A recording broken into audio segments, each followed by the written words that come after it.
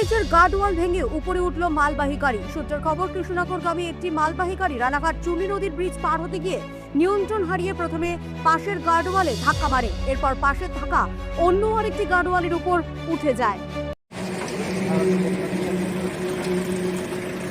ঘটনাস্থলে পুলিশ পৌঁছে পরিস্থিতি সামাল দেয় এবং ঘাতক মালবাহী গাড়িটিকে উদ্ধার করে দুর্ঘটনার কারণ জানতে পুলিশ তদন্ত শুরু করেছে।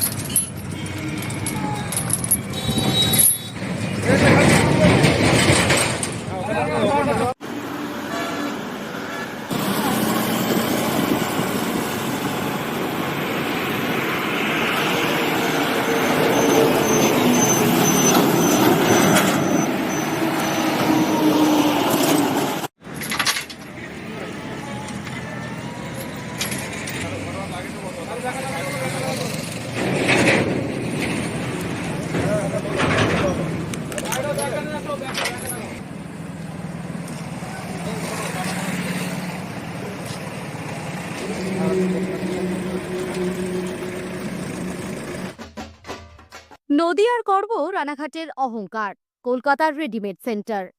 ঠিকানা সুভাষ এভিনিউ, রানাঘাট, নদিয়া।